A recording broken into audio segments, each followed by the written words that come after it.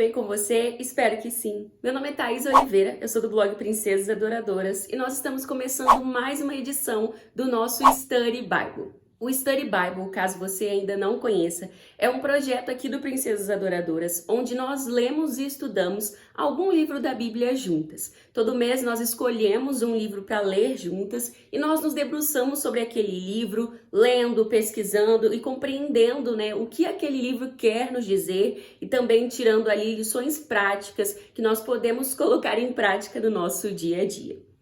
Essa é a 4ª edição do nosso Study Bible e nesse mês de setembro nós vamos ler e estudar o livro de Oséias, um livro lindíssimo do Antigo Testamento que nos traz uma mensagem muito profunda a respeito do amor incondicional e imensurável de Deus por seu povo. Um povo que não merece esse amor, que não é digno desse amor, que já se afastou de Deus, que já traiu a Deus muitas vezes, mas que ainda assim, esse Deus maravilhoso ama esse povo e luta para salvar esse povo. No livro de Oséias, nós vemos isso muito claramente através da figura de Israel, mas nós sabemos que nós também fazemos parte desse povo e que esse amor incansável e incondicional de Deus também se aplica a nós. E como funcionará a nossa leitura de Oséias? Assim como nas outras edições do nosso Study Bible, nós vamos ler uma porção pequena de capítulos por semana. Como Oséias possui 14 capítulos, um pouquinho maior do que os outros livros que nós já estudamos, a divisão dos capítulos ficará assim. Na primeira semana, que é essa semana que nós estamos, nós vamos ler dos capítulos 1 ao 3. Na semana seguinte, a segunda semana, nós iremos ler do capítulo 4 ao 7. Na terceira semana, nós iremos ler do capítulo 8 ao 10. E na última semana, do 11 ao 14. Para saber mais a respeito dessa data e outros dados informativos sobre o nosso Study Bible, faça parte do nosso grupo no Telegram. Nós temos um grupo só a respeito do Study Bible e lá eu libero todas as informações, assim como compartilho dicas, recursos e a gente conversa a respeito da leitura e dos nossos estudos, para trocar ideias, para compartilhar o que nós estamos aprendendo e para nos aproximar mais também durante esse processo. Agora que eu já dei aqui para vocês as informações mais importantes a respeito dessa edição do Study Bible, eu vou começar o meu estudo. Antes de fazer a leitura em si do texto bíblico, como vocês já sabem, eu gosto de ir atrás de algumas perguntas muito importantes a respeito do contexto, da data, da autoria do livro, para poder compreender mais a respeito do livro, e essas informações sempre me ajudam a entender melhor também a mensagem por trás daquele livro, por que ele foi escrito e por que ele faz parte da Bíblia. Então esse será o meu primeiro passo hoje. Para isso, eu vou utilizar uma Bíblia de Estudos que apresenta um pouco dessas informações e também um manual bíblico que eu tenho do John MacArthur, onde ele traz também um panorama do livro, falando a respeito de autoria, de data, contexto e algumas outras informações interessantes.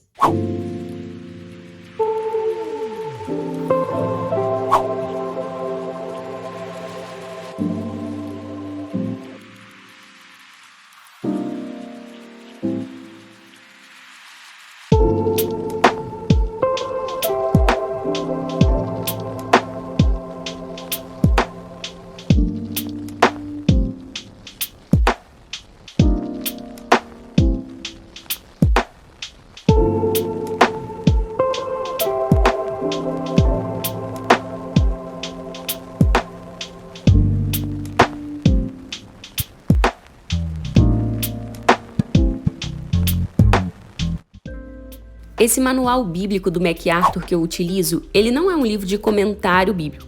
Na verdade, o que ele traz é um panorama de cada livro bíblico, sabe?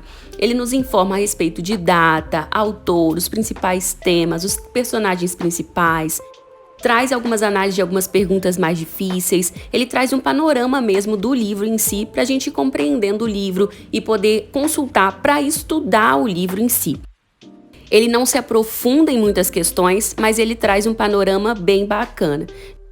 De vez em quando, algumas meninas me perguntam se vale a pena, se é um bom investimento. E olha, particularmente, eu gosto. Tem me agregado bastante para fazer essas consultas, porque além da Bíblia de Estudos que eu tenho, que já apresenta essas informações, No manual eu tenho acesso a mais informações e o MacArthur acaba dialogando às vezes com alguns outros autores sobre o tema, então eu gosto disso. Então eu recomendo o manual mais para você que não tem acesso a nenhum tipo de informação desse tipo, talvez você não tenha nenhuma bíblia de estudos, nenhum material que te traga essas respostas já, sabe? Caso você já tenha outros tipos de consulta que te tragam essas informações, talvez não seja tanto necessário. Mas o material é bom e traz um panorama muito interessante, com bastante fontes de consulta para a gente entender melhor o livro.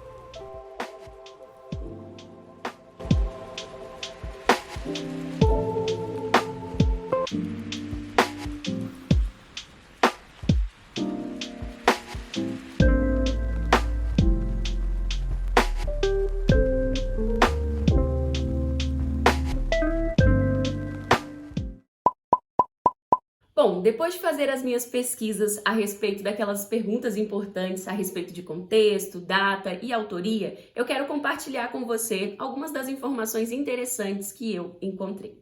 A primeira delas, para a gente entender melhor o livro de Oséias, é entender o nome dele. O nome de Oséias significa salvação, assim como o nome de Jesus, né, tem esse mesmo significado. A partir do significado, a gente entende também um pouquinho do papel de Oséias, porque ele vai ser ali um profeta do Antigo Testamento, que não só vai entregar palavras de juízo, né, de condenação a Israel, mas também levará uma mensagem de esperança, de renovo a respeito do futuro, se as pessoas se renderem e se entregarem ao Senhor. O nosso profeta Oséias é conhecido como o primeiro dos 12 profetas menores. Menores por quê, Thaís? Eles são conhecidos assim porque as suas profecias eram menores. Não menos importantes do que as profecias maiores, mas sim porque elas eram mais curtas mesmo. Enquanto nós temos profetas maiores como Isaías, Ezequiel e Jeremias, né, que possuem livros muito grandes que trazem profecias mais longas, nós temos 12 profetas que apresentam profecias menores, como o caso de Oséias. As suas profecias são tão importantes quanto a dos profetas maiores, mas são conhecidas e são feitas essas divisões só porque são profecias mais reduzidas comparadas às outras. E dentro desse grupo de 12 profetas menores, Oséias é o primeiro profeta, eles têm o seu texto apresentado primeiro, né, na ordem do Antigo Testamento, e dentre os menores, ele é o maior. A sua profecia é maior do que a dos outros 11 profetas menores. A respeito do autor, nós percebemos pela leitura e pelos estudos que são feitos a respeito do livro de Oséias, que o Oséias mesmo é o próprio autor desse livro, né? Ele vai contar aquilo que Deus revelou a ele e o que ele passou a Israel no período em que ele viveu. E o que nós sabemos a respeito de Oséias? Em nenhum outro momento do Antigo Testamento nós recebemos informações a respeito de Oséias. As únicas informações que nós temos dele estão presentes no seu próprio livro, na sua própria narrativa. Então nós não temos muitos dados a respeito dele, mas nós sabemos que provavelmente ele pertencia ao Reino do Norte. Só para você entender por que Reino do Norte, né? Nessa época, o povo de Israel estava dividido em dois reinos. Eles não pertenciam mais a um único reino, mas sim a dois: o Reino do Norte e o Reino do Sul. O Reino do Sul era composto pelas cidades de Judá e Jerusalém e era liderado pelos descendentes da família de Davi. Já o Reino do Norte tinha como principal tribo a tribo de Efraim e uma das suas cidades mais importantes era a cidade de Samaria, que era a capital desse reino. E quando essa divisão foi feita? O povo se dividiu logo depois da morte do rei Salomão. Durante o reinado de Salomão, ele havia cobrado uma taxa de imposto muito alta e havia também colocado a população para trabalhar muito em obras públicas, né? O reinado de Salomão foi um reinado de grande riqueza, opulência e de grandes construções em Israel. Então as pessoas precisaram trabalhar muito e pagar muitos impostos para que tudo isso acontecesse. Quando ele morreu e o filho dele foi subir ao poder, a população apresentou esse problema para o novo rei e pediu que ele diminuísse o trabalho e diminuísse a taxa de impostos. Mas o novo rei não foi favorável a esse pedido. E aí o povo acabou se dividindo. Eles não reconheceram a dinastia de Davi como o rei definitivo de Israel. E houve então uma cisão, uma separação entre a população. E aí foram formados dois reinos: o Reino do Sul, que pertencia ali à dinastia de Davi e à tribo de Benjamim, e o Reino do Norte, que foi composto pelas outras tribos. E aí durante séculos eles ficaram assim divididos. Então, o nosso profeta Oséias, ele faz parte, muito provavelmente, do Reino do Norte, e ele escreveu suas palavras pensando no Reino do Norte, nos problemas específicos do Reino do Norte. Alguns elementos do livro de Oséias permitem fazer essa constatação, né, de que ele pertencia ao Norte, porque ele demonstra durante o texto que ele conhece a geografia, né, o território do Reino do Norte, conhece os conflitos políticos, os elementos políticos e históricos do Reino do Norte. Então esses elementos nos ajudam a compreender que era bem provável que ele morasse no Reino do Norte, porque ele demonstrava ter um amplo conhecimento a respeito deles. Já a respeito da data, o próprio Oséias nos traz elementos importantes que nos permitem compreender em que época o seu livro foi escrito e quando, né, ele entregou essas profecias. No capítulo 1, no primeiro verso, ele nos traz uma relação de nomes de reis, tanto de Judá, que é o reino do sul, quanto o rei do norte naquele momento. Para traçar então essa linha temporal, ele nos diz alguns reis que reinaram no reino do sul, durante o período em que ele estava entregando essas profecias, e o rei que reinava no reino do norte durante esse período, que é o rei Jeroboão II. Esse rei reinou mais ou menos 40 anos, ele teve um longo reinado, e durante esse período lá no sul tiveram vários reis que reinaram num período mais curto. Através dessa descrição dos reis, é possível compreender, assim como aponta o John MacArthur, que Oséias escreveu entre os anos de 755 a.C. até mais ou menos o ano de 710 a.C.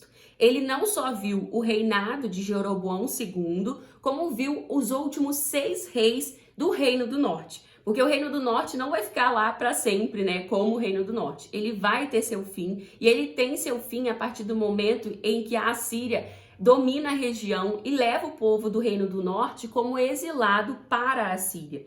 Então, Oséias vai ver esse período do reinado de Jeroboão II, que dura ali 40 anos, e também vai ver os últimos anos dos últimos 6 reis do Reino do Norte, até que eles são levados para o exílio, quando eles são dominados pela Assíria. E qual era então o contexto em que Oséias entregou essa profecia ao povo? Como eu já disse para vocês, Israel estava dividida em 2 reinos, o Reino do Sul e o Reino do Norte. Enquanto o Reino do Sul podia adorar a Deus indo ao templo ali que foi construído para Salomão, o Reino do Norte não podia fazer isso. E Jeroboão I, que foi o primeiro rei do Reino do Norte, fica confuso, né? Fica falando rei toda a vida. Ele acabou criando, na época do seu reinado, bezerros de ouro, para que o povo pudesse adorar esses bezerros como se estivesse adorando a Deus. Esse ato acabou abrindo uma brecha para um grande movimento de idolatria no Reino do Norte. E durante muito tempo eles adoraram outros deuses, não só aqueles bezerros, mas com o tempo novos deuses foram chegando e o povo acabou adorando esses deuses e esquecendo-se de Deus. Ao mesmo tempo em que eles cometiam o pecado da idolatria, no Reino do Norte, principalmente durante o reinado de Jeroboão II, que é o rei que está governando o Reino do Norte durante o período em que Oséias escreve, foi um período de grande riqueza, sabe? De grande opulência para o Reino do Norte. Eles estavam bem ricos, crescendo bastante, mas ao mesmo tempo em que eles estavam vivendo um período de riqueza, eles estavam vivendo um período de decadência moral e espiritual. Porque o povo estava se afastando de Deus, parando de adorar a Deus para adorar outros deuses. E outra coisa que ajudou muito a eles cometerem o pecado da idolatria foi que, devido a alguns problemas militares que eles começaram a enfrentar, ao invés do povo, né, e do rei buscar ajuda em Deus, apoio em Deus, eles foram buscar esse apoio e essa confiança em outros povos. O Reino do Norte acabou se aliando a 2 outros povos importantes, os egípcios e os assírios. E essa união política, né, essa união militar, permitiu que esses reinos fizessem parte ali do dia a dia do Reino do Norte e trouxessem influências religiosas também. Então, ao invés de adorar a Deus, o povo começou a adorar deuses que pertenciam aos egípcios e aos assírios. Então, ao mesmo tempo em que eles estavam crescendo em relação a poder e a riqueza, eles estavam se perdendo em relação a Deus, porque eles se afastaram do Senhor e começaram a adorar falsos deuses. E além do pecado da idolatria, que era visto aos olhos de Deus como uma prostituição, porque o seu povo estava sendo infiel a ele, muitos outros pecados chegaram a Israel, né? Quando você abre a porta para um pecado, Com o tempo, outros pecados vão chegar também, porque as pessoas vão se distanciando de Deus e acabam se acostumando a pecar. E foi justamente isso que aconteceu em Israel, né? Então é justamente nesse contexto de muito pecado, de idolatria, de prostituição espiritual, porque o povo estava sendo infiel a Deus, que o Senhor vai usar Oséias como boca dele. E qual é o propósito desse livro, né? O propósito desse livro de Oséias é justamente levar uma mensagem de despertamento ao povo,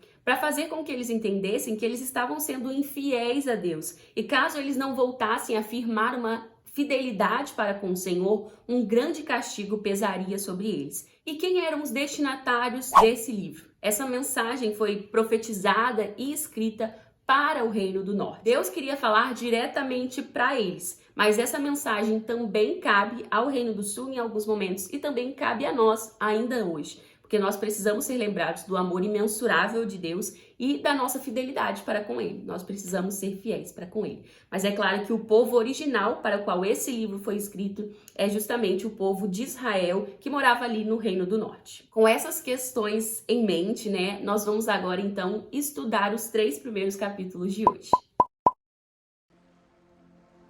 Depois de realizar então esse estudo inicial a respeito do contexto histórico e dessas informações essenciais para a gente compreender melhor o texto bíblico, eu fui ler o texto bíblico em si, né, os 3 primeiros capítulos de hoje. A Bíblia que eu estou utilizando esse ano é uma NVI, uma das minhas versões favoritas. E é sempre bom quando a gente faz estudo bíblico assim, optar por uma boa versão da Bíblia ou mesmo consultar outras versões. Então, se você tem uma versão hoje que pode dificultar um pouco a sua compreensão, experimente consultar outras versões, porque isso pode te ajudar a compreender melhor os versículos, as passagens. E até mesmo a comparar uma versão com a outra, né? Porque às vezes há algumas diferenças no texto de uma tradução para outra. Então, se você puder fazer isso, isso vai agregar o seu estudo ainda mais e pode te ajudar a compreender melhor o texto também. Caso você não tenha na sua casa outras versões da Bíblia, não há desculpa. Você pode baixar aquele aplicativo Bíblia no seu celular e ler lá. Lá você encontra diversas versões. E aí você pode ir comparando e entendendo melhor cada um dos versículos.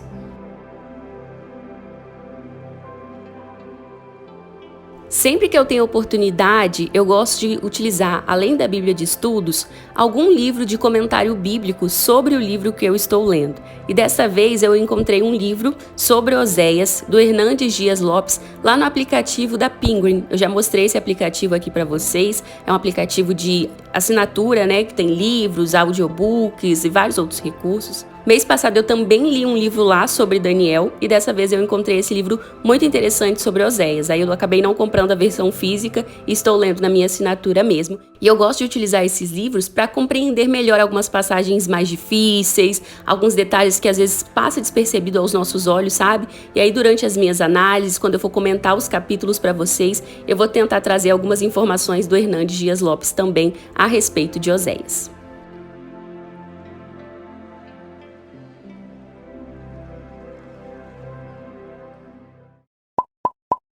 Bom, eu já fiz a minha leitura e também já fiz os meus estudos a respeito desses 3 primeiros capítulos. E para isso, como vocês viram aí, eu consultei aquela minha velha Bíblia de Estudos que eu já mostrei aqui para vocês. E também estou usando um livro de comentário bíblico expositivo do Hernandes Dias Lopes a respeito de Oséias. E como sempre, eu vou compartilhar aqui com vocês alguns pontos importantes a respeito desses capítulos que eu li, tá bom? Vou ser um pouco breve para o vídeo não ficar longo demais, mas como vocês já sabem, eu vou entregar uma análise mais completa para vocês naqueles resumos que eu libero toda semana lá no nosso grupo no Telegram.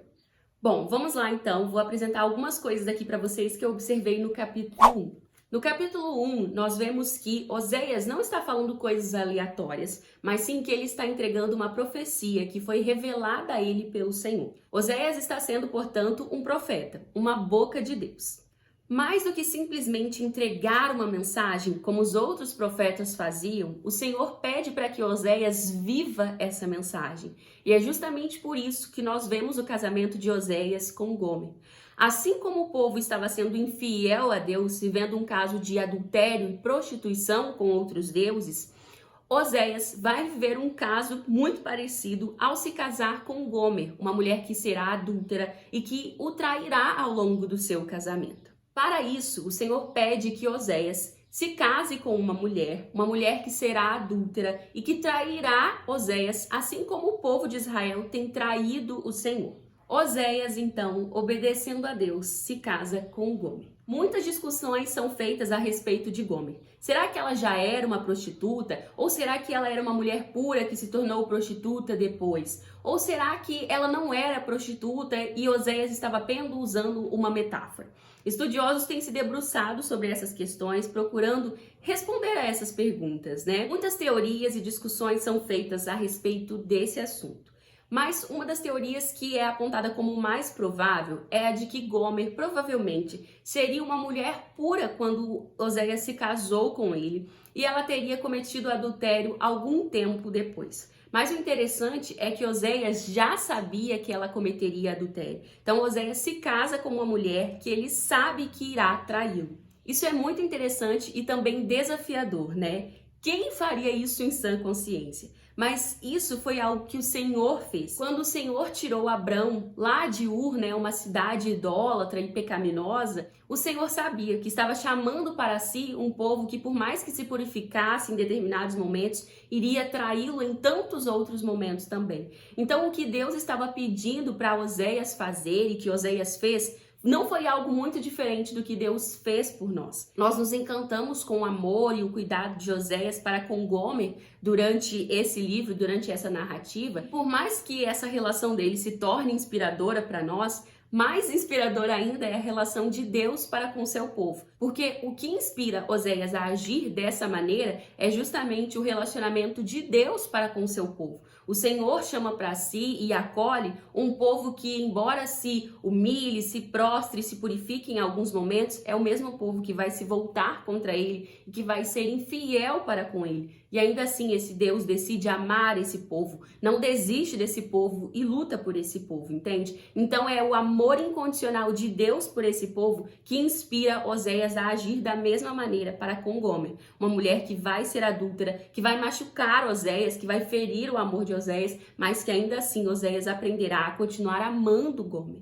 Então, caso você tenha dúvidas a isso, será que Gomer era pura, era impura? Saiba que existem vários estudos a respeito disso. Para alguns, esse casamento talvez nem teria existido, seria só uma metáfora. Para outros, esse casamento existiu sim, e é o que faz mais sentido.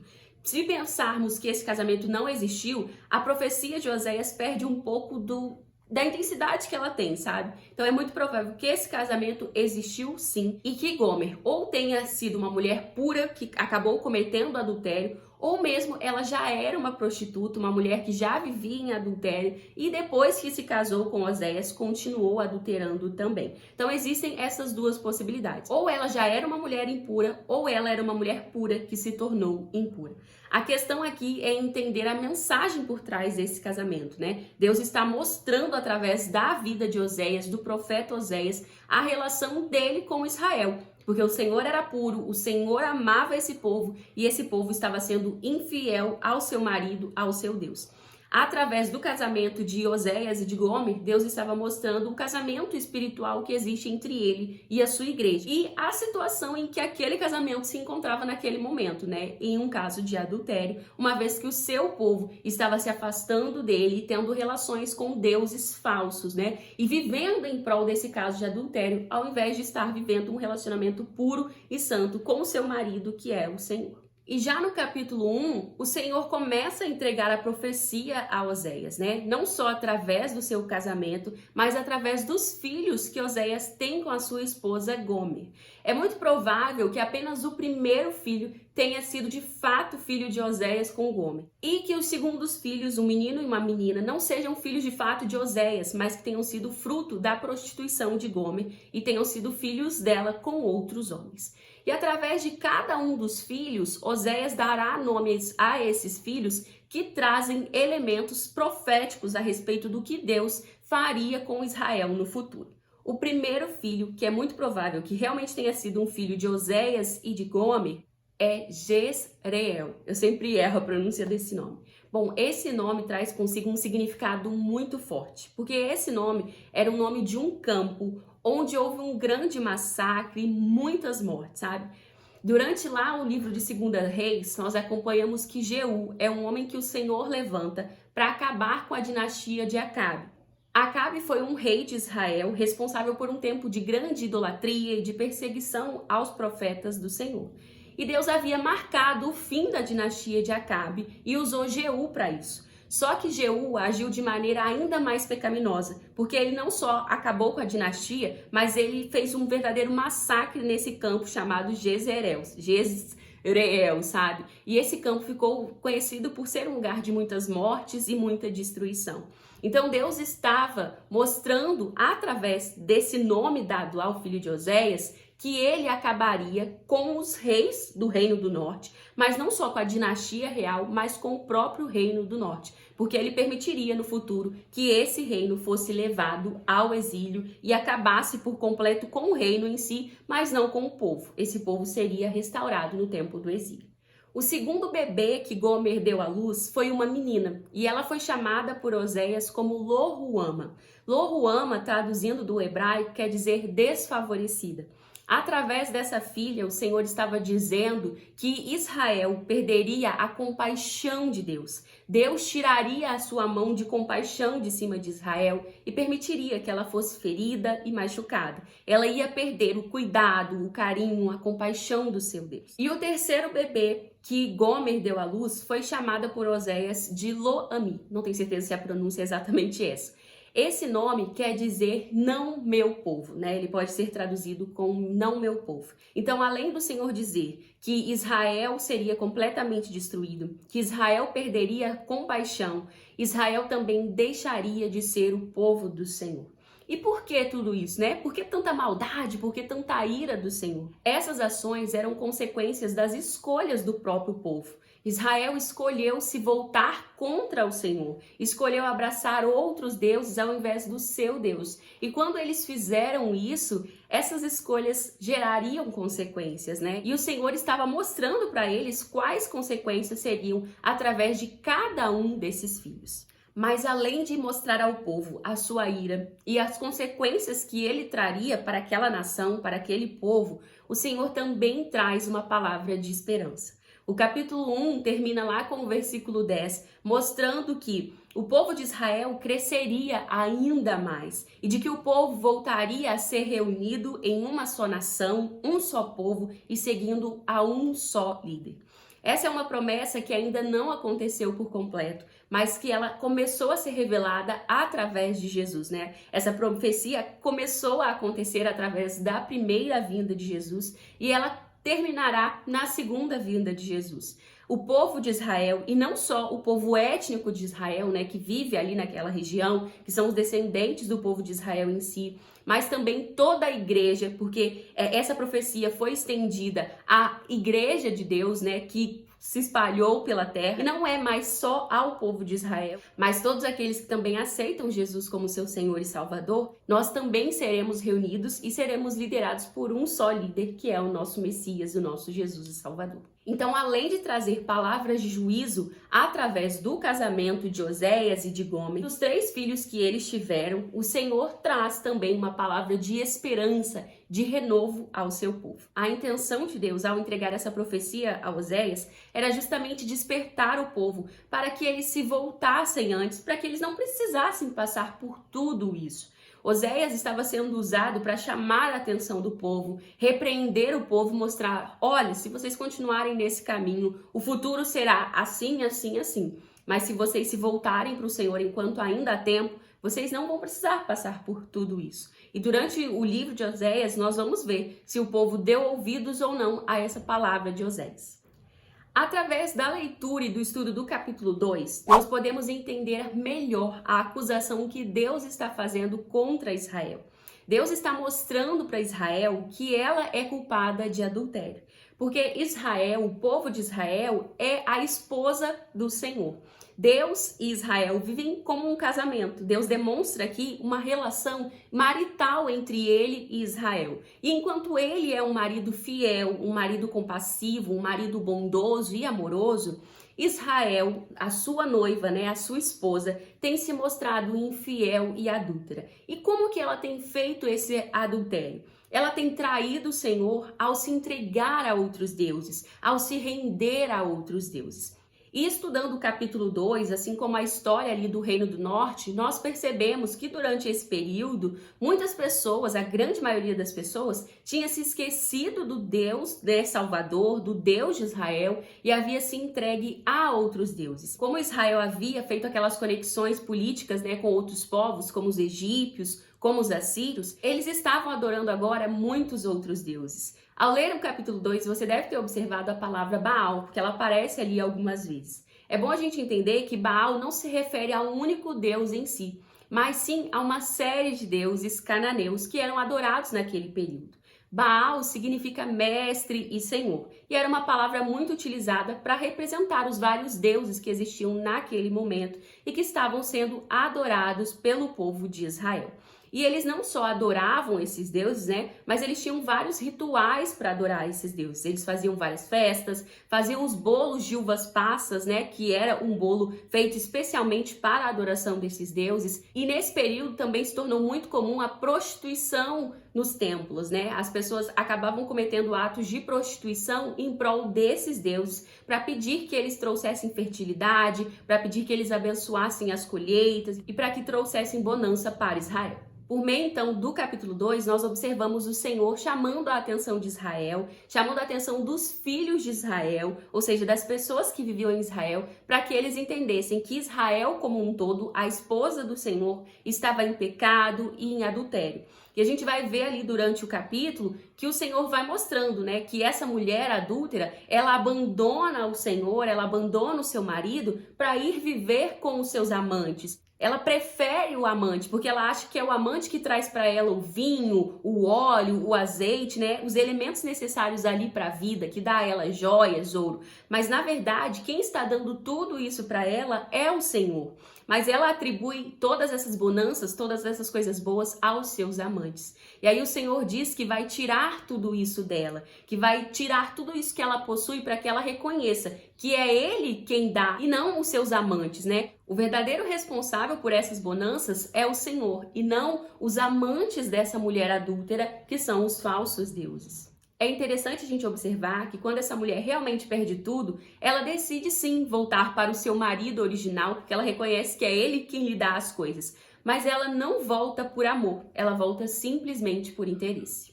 É interessante a gente observar que o Senhor traz essa palavra de condenação a Israel, de despertamento, e ele afirma que se essa mulher adúltera não reconhecer o seu pecado, não reconhecer a sua prostituição, ele a levará para o deserto. Lá no deserto, ele a despirá, ele tirará tudo dela, tirará sua alegria, suas festas, sua bonança, o seu vinho, as suas colheitas, para que ela aprenda, para que ela reconheça que quem abençoa ela, que quem lhe dá tudo que ela tem é o Senhor. O Senhor está mostrando a esse povo para despertar, olha, eu vou fazer isso com vocês. E ele realmente faz isso, porque ele leva o seu povo para o deserto, ele leva o seu povo para o exílio, porque esse povo não aprende. Mas aqui o Senhor estava dando oportunidade para esse povo despertar, para esse povo acordar da sua infidelidade. E ao mesmo tempo que ele traz essa palavra de condenação, de despertamento, e que ele mostra o que ele fará se esse povo não se despertar, se esse povo não acordar, o Senhor também traz uma palavra de esperança, porque ele demonstra que no futuro ele se casará de novo com essa mulher. No futuro, o Senhor cortejará de novo essa mulher, lhe falará palavras de carinho, cuidará dela, a amará, para que eles se unam novamente num casamento eterno, num casamento que ninguém será capaz de romper. E no futuro, ao se unir novamente com essa esposa que foi adúltera, aquele que deixou de ser o povo de Deus, aquele que não é mais meu povo, se tornará de novo meu povo, se tornará o povo amado do Senhor. Então, além de trazer aqui uma palavra de condenação e de despertamento, o Senhor também traz esperança. Já o capítulo 3, apesar de ser tão curtinho, traz muitas informações importantes também. O capítulo 3 começa com o Senhor ordenando que Oséias volte de novo até a sua esposa e a tome para si novamente, a ame novamente, a cuide com carinho. O que nos dá a entender que é muito provável que Gomer tenha fugido com os seus amantes, tenha ido viver com os seus amantes. E o Senhor ordena que Oséias vá atrás dela. E quando ele a encontra, ela está numa espécie de leilão. Ela se tornou uma escrava e ela está sendo vendida. E Oséias é aquele que compra a sua esposa novamente. E é interessante a gente observar que ele a compra por um preço baixíssimo. Quando se compara o preço que Oséias pagou pela sua esposa com o preço que geralmente era pago aos escravos naquela época, se percebe que ela foi paga com um valor muito inferior, sabe? Ela foi paga com metade do preço que era utilizado para pagar, para comprar um escravo naquele período. Isso demonstra o quão desvalorizada ela estava, sabe? O quão pouco valor ela tinha para aquela sociedade. E ainda assim, ele a compra, ele a toma para si e ele a leva para casa.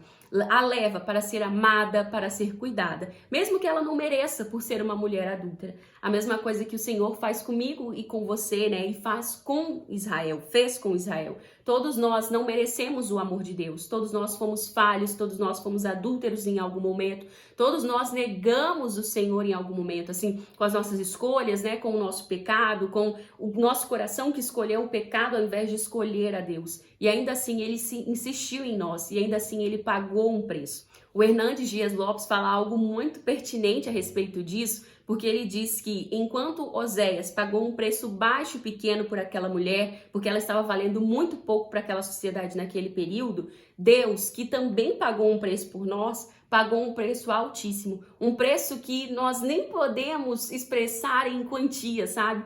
Que foi através da vida do seu filho. O Senhor deu o seu bem mais precioso, um filho primogênito, um filho que não tinha nenhum pecado, que não tem nenhum pecado, por nós, seres que não valíamos e ainda não valemos nada, sabe? Assim como essa mulher adúltera, nós também fomos pagos e resgatados, e o preço pago por nós foi altíssimo demais. Depois que Oséias compra Gomer, ele a faz esperar, né? E pede para que ela não se prostitua mais, para que ela não seja de outros homens, mas para que ela seja dele.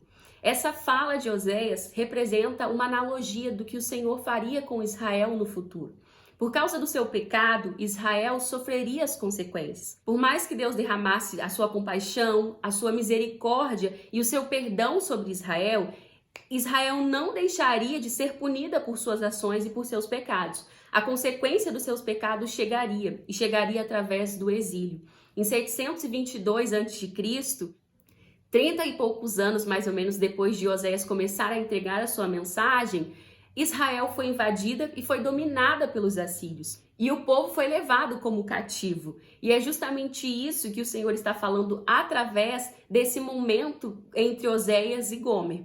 Assim como Gomer teve que esperar Oséias, né, e teve que se manter pura, o povo do Senhor também teria que esperar pelo Senhor, porque ele seria levado para o exílio, não para um período de destruição, sabe? Mas para um período de purificação. O exílio seria um momento para tratar esse povo, para lapidar esse povo, para purificá-lo. E nesse tempo eles ficariam sem o sumo sacerdote, sem o seu rei, sem a sua riqueza, sem a sua nação. Estariam dispersos em outro lugar. Mas ainda assim, o Senhor traz uma palavra de esperança ao determinar que no futuro esse povo se reunirá novamente. Eles reconhecerão que eles são filhos de Deus, que Deus é o seu Senhor e eles terão a oportunidade de se reunir com ele de novo. O capítulo 3 termina com o seguinte verso: depois tornarão os filhos de Israel e buscarão ao Senhor, seu Deus, e a Davi, seu rei.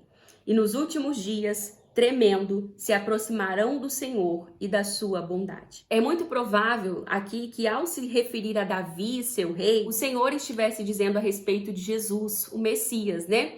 Que vem da linhagem de Davi. Aqui nesse tempo, Davi já tinha morrido há muito tempo. Então é muito provável que essa profecia já estivesse apontando para Cristo e dizendo através dessa fala que no futuro esse povo vai reconhecer o Senhor, vai se voltar para ele e será reunido com ele e com o seu filho, com o Messias. Bom, através da leitura desses 3 primeiros capítulos, nós adentramos aí o livro, né, de Oséias, e nós podemos entender que o casamento de Oséias e de Gomer representa a relação entre o Senhor e o seu povo, né, Israel e também a sua igreja. Nesse momento em que Oséias entrega a sua profecia, o povo estava vivendo em um caso de infidelidade e de adultério contra o Senhor, porque havia se entregue a outros deuses e estava se esquecendo do Senhor, abandonando o Senhor. É claro que nem todos estavam vivendo assim. É muito provável que no Reino do Norte, durante esse período, houvessem pessoas que eram fiéis a Deus e que buscassem a Ele. Mas infelizmente, em sua maioria, haviam aqueles que estavam sendo infiéis, estavam adorando a outros deuses. E nós podemos observar, então, através da leitura desses capítulos, que Deus estava tentando despertar o seu povo, tentando chamar a atenção do seu povo para que eles se voltassem para o Senhor, para que eles se rendessem. Porque se eles não fizessem isso, eles sofreriam grandes consequências por causa do seu pecado. E a maior consequência seria o exílio, seria eles perderem a sua terra, serem feitos escravos e cativos e levados para outro lugar. Mas ainda assim, o Senhor não permitiria que o exílio fosse para a destruição desse povo, mas sim para o seu tratamento, para a sua purificação. E o que nós podemos extrair desses capítulos, né? Nós vemos aqui que em algum momento ou outro, todos nós fomos infiéis ao Senhor. Todas nós fomos adúlteras em algum momento. Mas a graça de Deus nos alcançou, nos resgatou. Assim como Oséias pagou um alto preço para estar com uma mulher que aparentemente não valia a pena, porque ela era adúltera, ela o abandonava, ela o machucava, ela o feria, mas ainda assim ele escolheu estar ao lado dela. Deus fez isso também e fez a um nível muito maior. Ele chamou para si um povo que ele sabia que falharia, um povo que ele sabia que pecaria, e ele pagou o mais alto preço por esse povo. Ele não deu um barril de farinha, algumas peças de ouro, né, algumas moedas para pagar o preço. Ele deu o seu próprio filho para nos resgatar, para nos salvar do nosso adultério. Ele fala a nós também com palavras de amor e de carinho, nos purificando, nos salvando, nos remindo e nos transformando em uma nova versão, né? Ao invés de nós sermos aquela versão suja, machucada, adúltera, contaminada pelo pecado, ele nos purifica e nos faz uma noiva limpa e preparada para se unir a ele, para estar com ele. Então, que nós possamos nos lembrar sempre desse amor imensurável, incondicional de Deus por nós, que nós não merecíamos e continuamos não merecendo. Que nada nos faça esquecer desse amor imensurável de Deus por nós e que nós possamos abrir o nosso coração todos os dias para receber esse amor do qual nós não somos dignas. Outra coisa muito importante da gente pegar aqui, através da leitura desses capítulos, é entender que o pecado não vale a pena.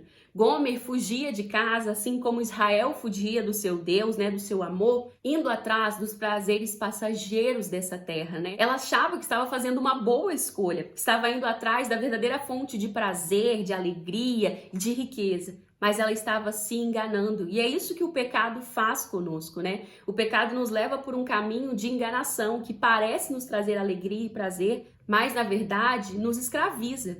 E é justamente isso que acontece com Gomer. Depois de um tempo, ela não tem valor mais para os seus amantes e ela é feita escrava. Os amantes que em algum momento lhe deram riqueza, lhe deram um carinho, logo se esqueceram dela e a venderam como escrava, tirando todo o seu valor, todo o seu brilho, toda a sua beleza. E é justamente isso que o pecado faz conosco, né? Ele pode nos trazer uma ilusão de alegria, de diversão, de glamour, de riqueza, seja lá qual for o pecado que nós cometemos, mas na verdade ele nos torna cativos dele e escravos dele. E o que Deus faz é nos libertar desse pecado para uma vida que realmente vale a pena aos seus pés. Bom, é isso. Este foi o nosso primeiro estudo de Oséias. Espero que este vídeo tenha abençoado você, tenha te incentivado a estudar mais também, a ter prazer de estar diante da palavra do Senhor e que as minhas reflexões, os meus apontamentos aqui tenham te ajudado também a compreender melhor esse livro.